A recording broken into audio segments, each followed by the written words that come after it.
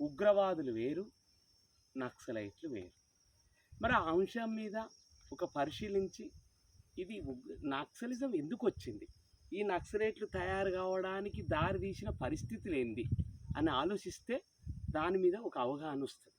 అంతే తప్ప నక్సలైట్లు అనేటోళ్ళు దేశద్రోహులు, వీళ్ళు టెర్రరిస్టులు, మరి పట్టణాలలో ఉండే మేధావులను అర్బన్ నక్సలైట్లని మరి మన స్వయాన మన భారతదేశ హోంశాఖ మంత్రి గారు 2026 సంవత్సరం ఫిబ్రవరి నెలాఖరి వరకు భారతదేశంలో ఒక్క నక్సలైట్ కూడా మిగిలాడు.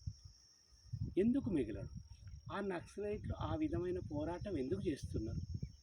ఆ ఛత్తీస్గఢ్, ఆ జార్ఖండ్, ఆ ఒరిస్సా, ఆ బీహార్, మధ్యప్రదేశ్, ఉత్తరప్రదేశ్, పశ్చిమ బెంగాల్, ఆంధ్రప్రదేశ్, తెలంగాణ ఈ రాష్ట్రాలలో ఈ నక్సలిజం సమస్య ఎందుకు ప్రభుత్వానికి ప్రతి ప్రభుత్వంగా నడుస్తుంది? దీని వెనుకాలన్న కారణాలేంది? ఈ సమస్యకు పరిష్కారం ఎలా? ఈ సమస్యకు ఎలా తెరదించాలి? ఎందుకు మీరు పోరాటం చేస్తున్నారు? మీరు మా పోలీసులను చంపాల్సిన అవసరం ఎందుకు వచ్చింది? మేము ఆర్మీ దళాలను తీసుకొచ్చి ఆపరేషన్ కగార్ అని చెప్పి నక్సలైట్లను 18 సంవత్సరాల నుంచి 22-23 సంవత్సరాల యువతి యువకులు ముక్కు పచ్చలారని వాళ్ళని చంపాల్సిన పరిస్థితులు ఎందుకు వస్తున్నాయి అని ఒక చర్చ పెట్టి ఆ పరిస్థితులను శాంతియుత పరిష్కార మార్గాల ద్వారా, ఎందుకంటే ఒక వ్యక్తిని కొడితే మళ్ళీ ఆ వ్యక్తిని మనం కొడితే అది ప్రతీకారం అవుతుంది తప్ప, ఎందుకు కొట్టినవయ్యా, నువ్వు కొట్టాల్సిన తప్పేం చేసిన నేను అని కూర్చొని చర్చల ద్వారా శాంతిపూర్వకమైన వాతావరణంలో ఇద్దరం కూర్చొని అటుపక్షము ఇటుపక్షము చర్చల ద్వారా ఈ సమస్యకు ఏ విధంగా తెరదించాలి, ఈ సమస్యను ఏ విధంగా ఫుల్ స్టాప్ పెట్టాలి, ఎవరు చనిపోవద్దు.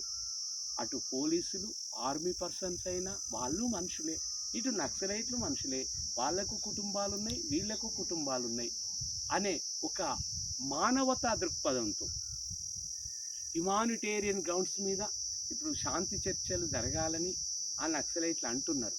ఈ ఆపరేషన్ కగార్ పేరు మీద జరుగుతున్న మానవ హననం అంటే ఏకపక్షంగా వాళ్ళను కాల్చడం, ఆ హననం చేసేది, వాళ్ళను చంపేది ఆపి రండి, మీరు ఏ సమస్యలు అడుగుతుండ్రు, ఈ రాజ్యాంగం భారతదేశానికి డాక్టర్ బిఆర్ అంబేద్కర్కు నమస్కారం పెట్టి చెప్తున్నా, భారతదేశానికి ఒక మంచి రాజ్యాంగాన్ని రాసి ఇచ్చిండు ఆయన.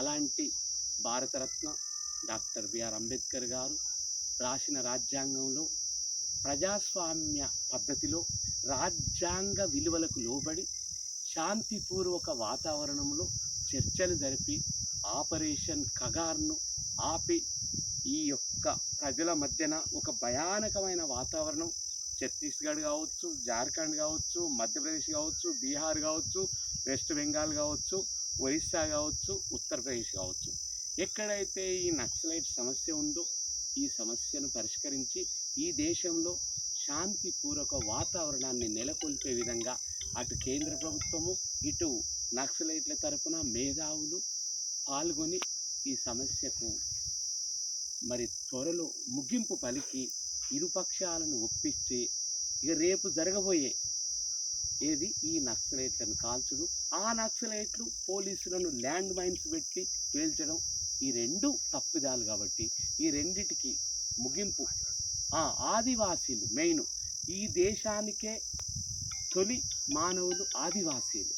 ఆ ఆదివాసీలు అడవులలో ఉండి ఎలాంటి రోడ్డు రవాణా సౌకర్యం లేకుండా ఒక తల్లి 9 నెలలు వచ్చి ప్రసవించాలంటే 4 కిలోమీటర్లు ఒక 4 కోళ్ళ కుక్కి మంచంలో మోసుకొస్తే కానీ ఒక మట్టి రోడ్డు వస్తుంది. అక్కడి నుంచి 5-6 కాలువలు దాటితే కానీ ఆదిలాబాద్, ఆసిఫాబాద్, ఇట్లా అనేక ఖమ్మం ఇలాంటి అడవులలో ఎలాంటి రోడ్డు సౌకర్యం లేని దాంట్లో మన గిరిజన ఆదివాసీ ప్రాంత తల్లులు నొప్పులు వస్తుంటే నొప్పులు భరించలేక, డాక్టర్ లేక, అలాంటి వైద్య సదుపాయాలు లేక తల్లడిల్లుతున్న విషయాన్ని చూస్తున్నాం.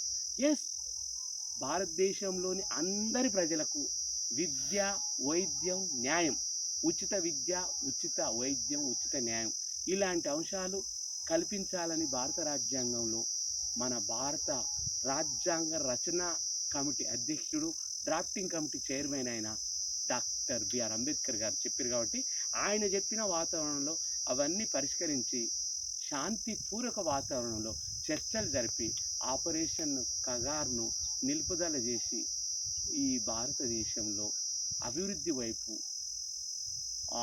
ప్రజలను మరియు ప్రభుత్వాలను ఒకవైపు ప్రయాణం చేయించాలని మేధావులను, బుద్ధిజీవులను, విద్యార్థులను, కార్మికులను, కర్షకులను, రైతులను, కూలీలను, మహిళలను మేము కోరుకుంటూ ఈ యొక్క చిన్న ఉపన్యాసాన్ని మీ ఎలక్ట్రానిక్ మీడియా ద్వారా సోషల్ మీడియాలో ప్రవేశపెట్టాలని కోరుకుంటూ ముగిస్తున్నాము.